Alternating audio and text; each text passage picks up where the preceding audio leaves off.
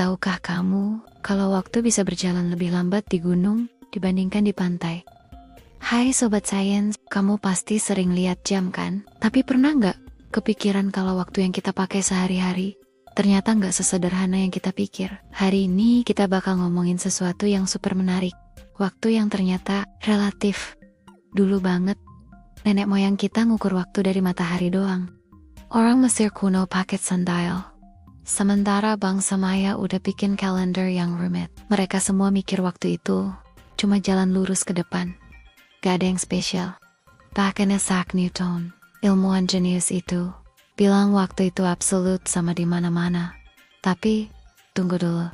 Datang Einstein dengan ide gilanya. Dia bilang, waktu itu relatif guys. Maksudnya, semakin cepat kamu bergerak, semakin lambat waktu berjalan buat kamu.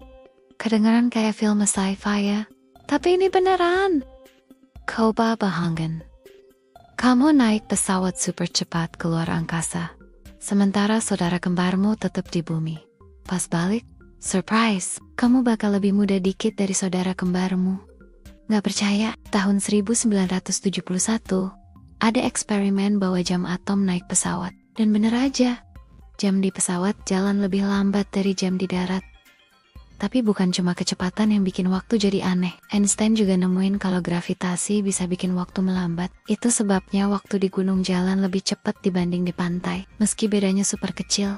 Tapi ini bukan teori doang. GPS di HP kamu aja harus ngitung perbedaan waktu ini, biar nggak nyasar. Di berbagai budaya, waktu punya makna yang beda-beda. Orang barat ngelihat waktu kayak garis lurus. Sementara di Asia lebih ke siklus yang terus berputar. Ada juga yang bilang waktu itu cuma ilusi.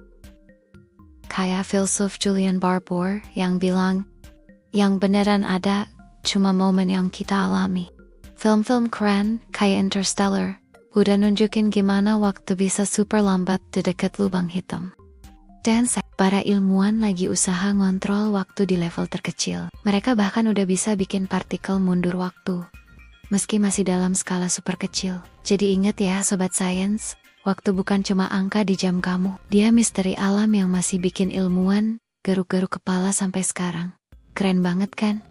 Kalau kamu suka sama konten kayak gini, jangan lupa pencet tombol subscribe dan share ke teman kamu. Ya, sampai ketemu di video berikutnya dengan fakta-fakta yang bikin otak ngebul.